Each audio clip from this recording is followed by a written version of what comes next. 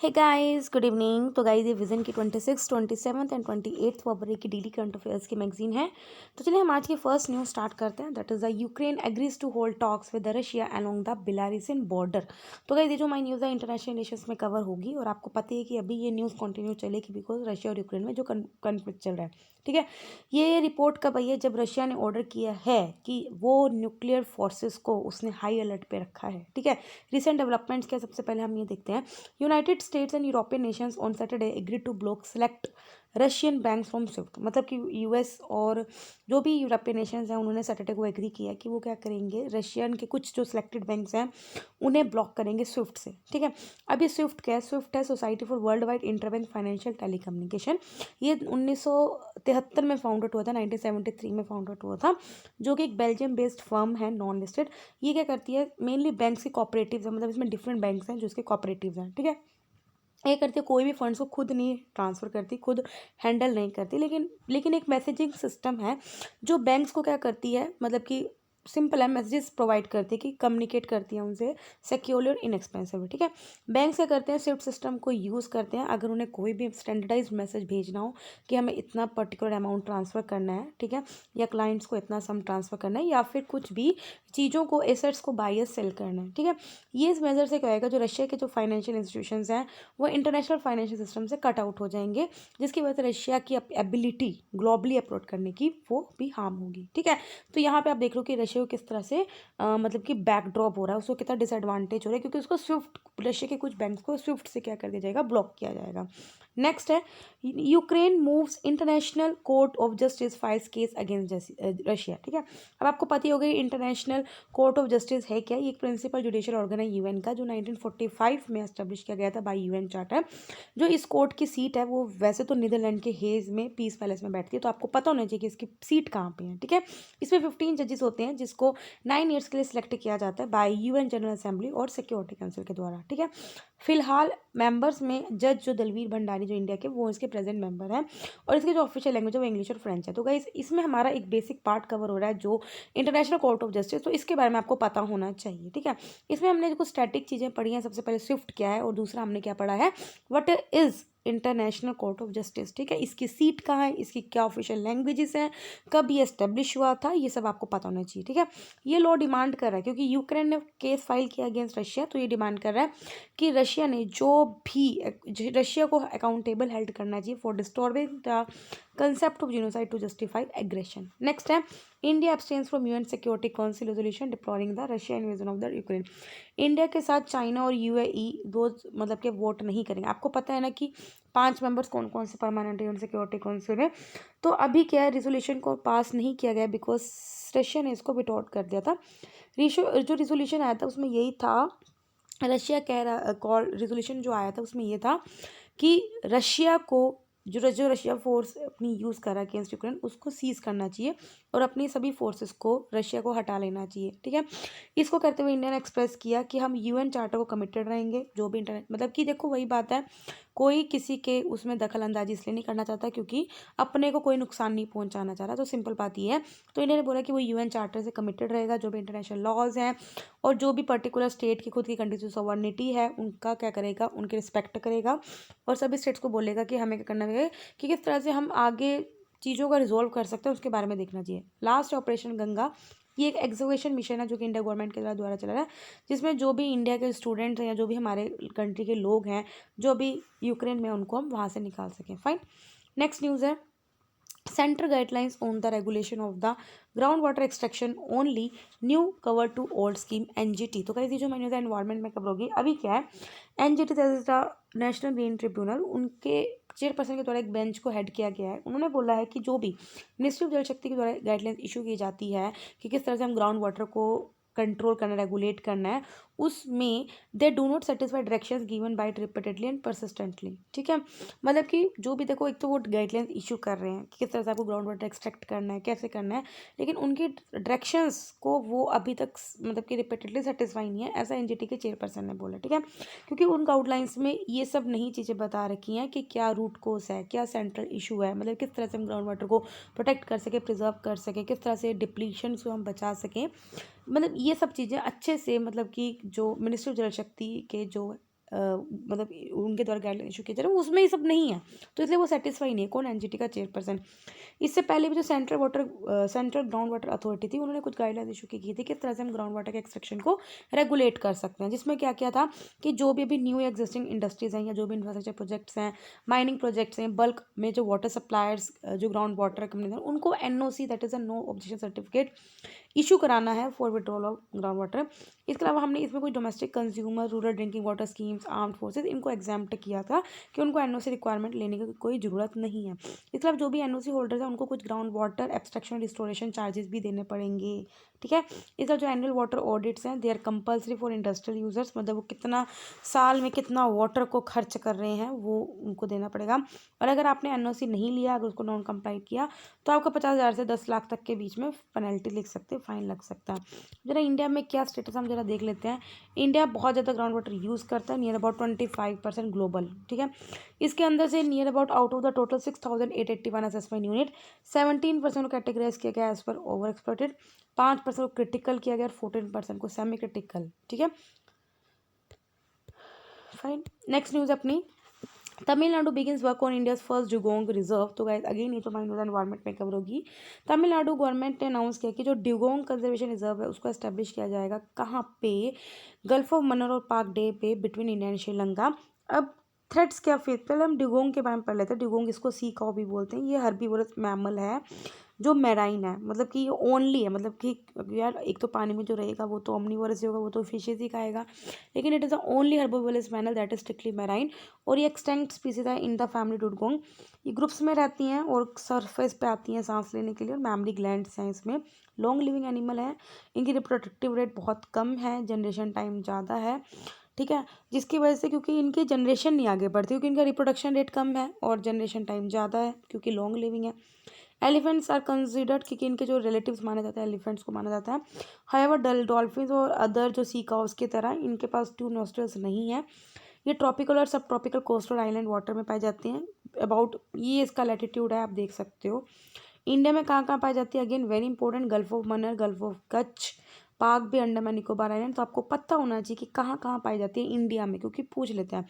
और ड्यूगोंग तो state animal है किसका? निकोबार आइलैंड का। कंजर्वेशन स्टेटस क्या है? आईयूसीएन के द्वारा वल्नरेबल है। बाकी वाइल्ड लाइफ प्रोटेक्शन एक्ट के अंदर ये शेड्यूल 1 में इसको इंक्लूड किया गया, और साइट्स में इसको अपेंडिक्स 1 में, ठीक है।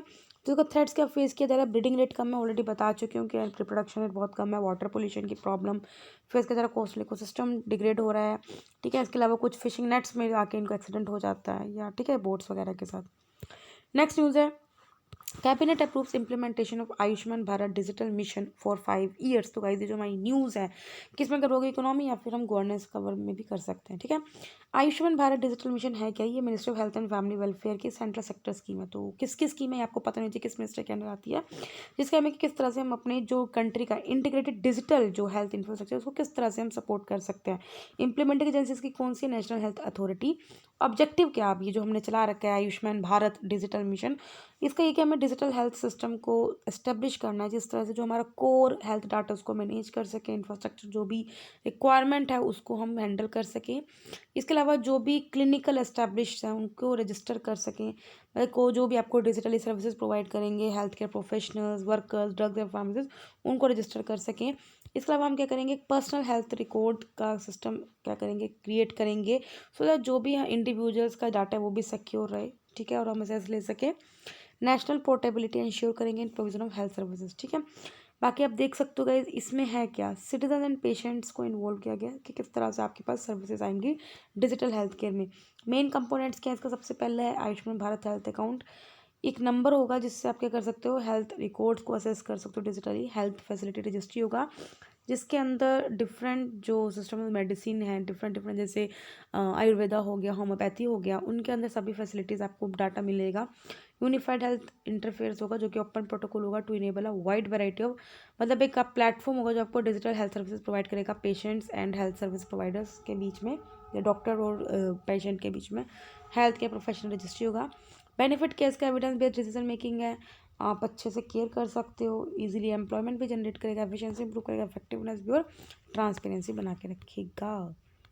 नेक्स्ट न्यूज़ है, सॉरी एक second, yes, Niti Aayog studying the proposal to tax foods high in sugar salt to tackle obesity. मतलब कि जो भी ऐसे फूड्स हैं जिनमें शुगर और सॉल्ट कंटेंट ज़्यादा, तो नहीं तो बोला उस पर टैक्स बढ़ाओ सो दैट आप ओबेसिटी को टैकल कर सको। तो भाई एनुअल रिपोर्ट आई नीति आयोग जिसमें बोला है कि ओवरवेट और ओबेसिटी के केसेस इंक्रीज हो रहे हैं चिल्ड्रन में, एडोलसेंट में और वुमेन में। ठीक है, नेशनल फैमिली हेल्थ सर्वे के अकॉर्डिंग जो भी ओबेस वुमेन है उनकी जो परसेंटेज है वो 24% बढ़ी है, जो कि 20.6% है 2015-16 में। और मैन की परसेंटेज भी बढ़ी है, जो कि 18.4%, इसको बढ़ के 22.9% हो गया। ओवरवेट और ओबेसिटी का मतलब आपको पता ही होगी, अगर आपका बॉडी में फैट एक्यूमुलेट हो जाए जिसकी वजह से हेल्थ रिस्क आ सकते हैं। ठीक है, once considered a problem only in high income countries. पहले माना जाता था कि ओवरवेट की जो प्रॉब्लम है सिर्फ हाई इनकम कंट्रीज में है, लेकिन अब ये लो और मिडिल इनकम कंट्रीज में भी बढ़ रही है, स्पेशली अर्बन एरियाज में। अब इसकी वजह से क्या हो सकता है, आपको पता ही होगा, इसकी वजह से हाई ब्लड प्रेशर हो सकता है, टाइप 2 डायबिटीज़ हो सकती है, कुछ हार्ट डिजीज़ हो सकती है, स्ट्रोक, स्लीप, ये सब हो सकता है। सजेशंस किया कि हमें क्या करना है, जो भी फूड जो high fat salt sugar content है उसमें टैक्स लगाओ। नॉन ब्रांडेड जो नमकीन भुजिया वेजिटेबल चिप्स स्नैक्स फूड जिसके अंदर उनके अंदर जो 5% GST थी उसको अभी हम क्या कर रहे हैं, मतलब 12% लगाने की बात कर रहे हैं। जो भी पैक लेबलिंग है उसके फ्रंट और मार्केटिंग में एडवर्टाइजमेंट होना चाहिए। ठीक है, इसके अलावा इससे पहले भी नेशनल कंसल्टेशन और prevention of maternal adolescent childhood ने बोला था कि ओबेसिटी को हमें एज अ सीरियस टॉपिक की तरह उसको इशू मतलब डिस्कस करना चाहिए, और किस तरह से हम इसको टैकल कर सकते हैं उसके बारे में डिस्कस करना चाहिए। फाइन, नेक्स्ट न्यूज़ है need to strengthen the high courts to deal with IPR issue, that is intellectual property rights issues chief justice of India. तो भाई ये आपको पता होगा इंटेलेक्चुअल प्रॉपर्टी राइट्स क्या होते हैं, कुछ लीगल राइट्स होते हैं। मतलब कि अगर आपने कुछ इन्वेंशन किया या खुद बनाया है तो आप उसको प्रोटेक्ट करते हो ताकि कोई आपकी इनोवेशन को चोरी ना कर सके। अब वो किसी भी फील्ड में हो सकता है, इंडस्ट्रियल साइंटिफिक लिटरेसी या किसी भी आर्टिस्टिक फील्ड में। ठीक है, मोस्टली जो कॉमन इंटेलेक्चुअल प्रॉपर्टी राइट्स हैं जैसे पेटेंट हो गया, कॉपीराइट हो गया, मार्क या ट्रेड सीक्रेट्स हो गए, इससे क्या होगा, जो भी आपकी खुद की इंटेलेक्चुअल कल्चर इकोनॉमिक ग्रोथ होगा प्रिजर्व होगी। ठीक है, कंज्यूमर्स को हेल्प होगी to make an educated choice about the safety, reliability and effectiveness of their purchasing. Issues क्या हमारे इंडिया में IPR के रिलेटेड क्या इशू, सबसे पहले क्या लोग क्या करते हैं, IPR को वायलेट करते रहते हैं। प्लेगरिज्म मतलब कि कॉपी होता रहता है मैटर।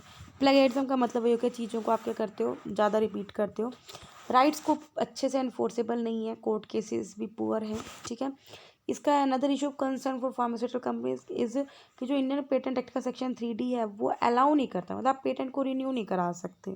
ठीक है, स्टेप्स क्या है, नेशनल IPR पॉलिसी 2016 आया था।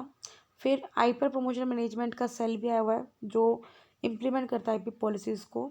DPIIT ने फिक्की के साथ मिलकर IPR एनफोर्समेंट टूल किट को भी लॉन्च किया गया था, सो दैट किस तरह से इसके रिलेटेड जो भी इंटेलेक्चुअल प्रॉपर्टी जो भी चोरी करते हैं क्राइम, उनको किस तरह से हैंडल कर सकें। Learn to protect secure and maximise your innovation, ये भी आया था जिसमें हम क्या कर सकते हैं, यूथ इनोवेटर एंटरप्रेन्योर्स को हेल्प करते हैं इन अंडरस्टैंडिंग IPRs। फाइन, अब हम पढ़ते हैं अपनी छोटी छोटी न्यूज़। सबसे पहले क्लासिकल लैंग्वेज स्टेटस। अभी के जो महाराष्ट्र के चीफ मिनिस्टर उन्होंने डिमांड उठाई है कि हमें क्या करना है, यह हमने पहले भी पढ़ा हुआ, आई थिंक 2019 में पढ़ा है कि मराठी को क्लासिकल लैंग्वेज का स्टेटस देना चाहिए। 6 क्लासिकल लैंग्वेजेस अभी। ठीक है, जैसे Tamil, Sanskrit, Kannada, Telugu, Malayalam, Odia. Ministry of culture के अकॉर्डिंग जो किसी भी लैंग्वेज को हम क्लासिकल कब डिफाइन करते हैं, अगर तो उसके जो टेक्स्ट हैं 1500 से 2000 साल पुराने हो, या फिर जो इसके एंशिएंट लिटरेचर टेक्स्ट हैं जिसको बहुत ज़्यादा हेरिटेज से मिल रहा है। ठीक है, लिटरेसी ट्रेडिशनल ओरिजिनल होना चाहिए, वो किसी और कम्युनिटी से आपने बोरो ना किया हो, और जो क्लासिकल लैंग्वेज और लिटरेचर है वो मॉडर्न से अलग हो, तो उसको क्लासिकल में हम डालते हैं। फाइन, नेक्स्ट है मार्केट इंफ्रास्ट्रक्चर इंस्टीट्यूशन। अभी क्या है, जो SEBI है, that is the securities and exchange board of India, उन्होंने नोट किया है जो नेशनल स्टॉक एक्सचेंज है, जो कि कंट्री का लार्जेस्ट मतलब कि शेयर मार्केट है, डेरिवेटिव एक्सचेंज है, वो बहुत ज़्यादा systematically important market infrastructure institution है। देखो, जैसे आप डोमेस्टिकली सिस्टमेटिकली इंपॉर्टेंट बैंक्स पढ़ते हो, इंपॉर्टेंट इंश्योरेंस पढ़ते हो, उसी में हमने बोला कि जो नेशनल स्टॉक एक्सचेंज है वो बहुत ज़्यादा systematically important market infrastructure institution है। जो भी स्टॉक एक्सचेंजेस हैं, जो भी डिपॉजिटरीज हैं, क्लियरिंग हाउसेज हैं, वो सभी मार्केट इंफ्रास्ट्रक्चर इंस्टीट्यूशन है। ठीक है, और वो हमारी इकोनॉमिक को बहुत ज़्यादा मतलब बहुत इंपॉर्टेंट रोल प्ले करते हैं, की रोल प्ले करते हैं। ठीक है, जो मार्केट इंफ्रास्ट्रक्चर इंस्टीट्यूशन है वो इंफ्रास्ट्रक्चर प्रोवाइड करते हैं विच इज़ नेसेसरी, जो बहुत ज़्यादा जरूरी है कि हमारी जो सिक्योरिटी मार्केट है, शेयर मार्केट है, वो अच्छे से स्मूथ वर्क कर सके, अनइंटरप्टेड वर्क कर सके। जो सिस्टमेटिकली इंपॉर्टेंट नेचर है वो हाईलाइट की गई जलन कमेटी के द्वारा 2010 रिपोर्ट में, जिन्होंने ये बोला था कि जो मार्केट इंस्टीट्यूशन फिनोमेना, इसकी जो ग्रोथ है in term of market capitalisation, capital raised and with broker, वो बढ़ रही है धीरे धीरे। ठीक है, नेक्स्ट है भाखड़ा ब्यास मैनेजमेंट बोर्ड, अभी के गवर्नमेंट ने नोटिफाई किया है कि किस तरह से भाखड़ा ब्यास मैनेजमेंट बोर्ड के चेयरमैन और मेंबर्स को सिलेक्ट करना है। स्टैचुरी बॉडी है जिसको कंस्टिट्यूट किया under the Punjab reorganisation act 1966, तो काफ़ी इंपॉर्टेंट हो सकती है। मेजर फंक्शंस क्या हैं कि किस तरह से भाखड़ा नंगल और ब्यास प्रोजेक्ट के जो वाटर और पावर की सप्लाई को किस तरह रेगुलेट करना है, किस तरह से सतलुज रावी ब्यास का जो वाटर सप्लाई होता है उसको किस तरह से रेगुलेट किया जाए, कहाँ पे, पंजाब हरियाणा राजस्थान में। नेक्स्ट है common e auction window for coal, cabinet ने अप्रूव किया है कि आप कोल को ऑफर कर सकते हो कोल कंपनी के द्वारा विया कॉमन ई, मतलब कोल कंपनीज कोल को ऑफर करेंगे एक ई ऑक्शन विंडो के द्वारा instead of sector specific auction. Coal market एक सेगमेंटेड कॉन्सिक्वेंटली कंपनी है, ठीक है, जो क्या करता है आपको, there are many different market discovered rates for same rate of coal each segment of market, मतलब कि वही बात है, कोल मार्केट इस तरह की है कि एक वैरायटी के डिफरेंट डिफरेंट रेट मिलेंगे, ठीक है। एडवांटेज क्या होगा अब इस विंडो से, क्या होगा, अब मार्केट मतलब रेट नहीं डिफर करेंगे, सिंगल रेट होगा हर एक कंज्यूमर से, ऑपरेशनल एफिशिएंसी बढ़ेगी और कंज्यूमर को आप अट्रैक्ट कर सकते हो। Next advanced medium combat aircraft, India और फ्रांस दे डील कंक्लूड कर रहे हैं कि किस तरह से हम वो इकट्ठे एक इंजन को डेवलप करेंगे 5th जनरेशन AMC को। कोलैबोरेशन किस किस के बीच में, DRDO के बीच में और फ्रेंच के इंजन मेकर सफरान के बीच में। ये एक स्टील था नॉन स्टील कॉन्फ़िगरेशन होगा और इसको 2 फेस में डेवलप किया जाएगा। इसकी सुपर क्रूज कैपेबिलिटी होगी जिसमें जो क्रूज़ की स्पीड होगी वो सुपर सोनिक होगी, मतलब बहुत ज़्यादा स्पीड होगी। ये वैसे मैंने बताया कि जो स्पीड ऑफ साउंड से कितनी ज़्यादा होती है, ठीक है।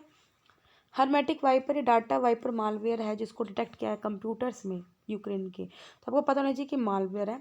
जब डाउनलोड करते हैं ये डिवाइस, चीज़ किसी भी डाटा अगर आपने अपने मोबाइल में डाउनलोड किया तो उसी वक्त आपके डिवाइस पे सभी डाटा को इरेज कर देगा और डाटा एकदम से इरेलीवेंट बन जाएगा। मालवेयर क्या होता है, एकदम से ऐसा सॉफ्टवेयर होता है जो वायरस होता है जो आपके डाटा को चुरा लेता है। नेक्स्ट है वनीरा डी मिशन, ये एक plan joint space exploration mission project है रशिया के रोस्कोमोस के बीच में और USA के नासा के बीच में, जिसमें वो वीनस को एक्सप्लोर करेंगे। तो वेनेरा डी मिशन क्या आपके वीनस के बीच में, किस किस के बीच में है ये आपको पता होना चाहिए, रशिया और USA के बीच में है। इसको रिपोर्ट किया जा रहा है कि जो ये क्या कह रहा है, Russia will carry out the mission alone और विद चाइना पार्टिसिपेशन, ठीक है, क्योंकि अब अमेरिका सैंक्शन लगा है जिसकी वजह से रशिया या तो इस मिशन को अकेला करेगा या फिर चाइना को साथ डील करेगा। और फ्यूचर मिशन क्या, वीनस पे इंडिया का शुक्रयान, नासा का deep atmosphere Venus investigation, noble gases, chemistry and imaging, ये वाला मिशन, तो ये सब आप पढ़ लेना और आपको पता होना चाहिए। नेशनल साइंस डे है भाई आज, ठीक है, 28 फरवरी को बनाया जाता है। इससे जो थीम थी वो थी integrated approach in science and technology for sustainable future.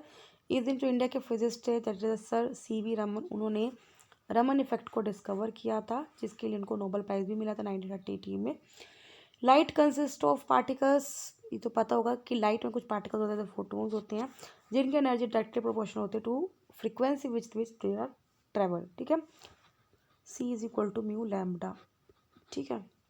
इसके अलावा जब भी जो भी पार्टिकल्स होते हैं स्ट्राइक होते हैं वो मीडियम जी स्ट्राइक होते हैं हाई स्पीड्स पे होते हैं और when they bounce back and scatter in the different direction it depends on the angle, मतलब जब वो आपस में टकराते हैं डिपेंड करता है कि वो कैसे बाउंस बैक होंगे, डिपेंड करता है, ठीक है। ब्लू लाइट सबसे ज़्यादा स्कैटर करती है। कुछ पर्सनैलिटी था न्यूज़ में, लचित बोरफुकन प्रेसिडेंट ने लॉन्च किया 400th birth anniversary celebration of this, ठीक है। ये जनरल थी during the 17th century period of Ahom dynasty जो कि अहोम की थी। इनको जाना जाता है बैटल ऑफ सारीघाट के द्वारा जो कि ब्रह्मपुत्रा रिवर पे थी जहाँ पर उन्होंने मुगलों को हराया था 1671 में, ठीक है। फिर इनको अपॉइंट किया गया था एज अ बोरपुखाओ बाय किंग चक्रवर्ती सिंघा। ये एक पोजीशन होती थी जिसको में एग्जीक्यूटिव और जुडिशियल पावर दोनों होती थी। तो अगर इस तरह की चीज़ें ना पता कहाँ पे काम आती है, जैसे पेपर में एंशियंट हिस्ट्री के जो पेपर आते हैं ना कि क्वेश्चन आता है कि बोरपुखाओ क्या था, कैसी पोजीशन थी, तो आपको पता होना चाहिए कि एग्जीक्यूटिव और जुडिशियल पावर थी। वैल्यूज़ क्या थी इनकी, करेज था, ब्रेवरी, पेट्रोलियम, लीडरशिप। नेक्स्ट है पद्मजा नायडू, ये इंडियन फ्रीडम फाइटर थी और वेस्ट बंगाल की पुरानी गवर्नर भी थी। She was daughter of Indian freedom fighter Sarojini Naidu. इनका रेड क्रॉस के साथ जुड़ी हुई थी, ठीक है, और ये इंडियन रेड क्रॉस की चेयरमैन भी थी फ्रॉम 1971 टू 1972। इसके अलावा इनके नेम पे दार्जिलिंग में Padmaja Naidu Himalayan zoological park भी है और वैल्यूज़ की पेट्रोलिज्म एंड सेल्फलेसनेस। न्यूज़ में कुछ प्लेसेस हैं, Chernobyl, it is being reported कि जो चेरनोबिल न्यूक्लियर पावर प्लांट है उसको कैप्चर किया गया बाय रशियन फोर्सेस। ये कहाँ पे है, बेलारूस बॉर्डर के पास, यहाँ पे क्विव यूक्रेन के नॉर्थ में है। चेरनोबिल एक्सीडेंट 1986 में हुआ था जिसकी वजह से मतलब एक्सीडेंट हुआ था, कुछ रिएक्टर फेल हो गया था इसकी वजह से।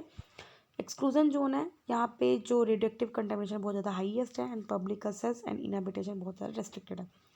लास्ट न्यूज़ एक्सरसाइज धर्म गार्डियन, ये जॉइंट मिलिट्री एक्सरसाइज किसके बीच में, इंडिया और जापान के बीच में, तो ये पता होना चाहिए किस किस कंट्री के बीच में। फाइन, तो यार जो डेली करंट अफेयर्स है वो कंप्लीट होते हैं। वीडियो पसंद है तो लाइक करना, कोई डाउट हो कमेंट करना। तब तक के लिए बाय बाय, टाटा।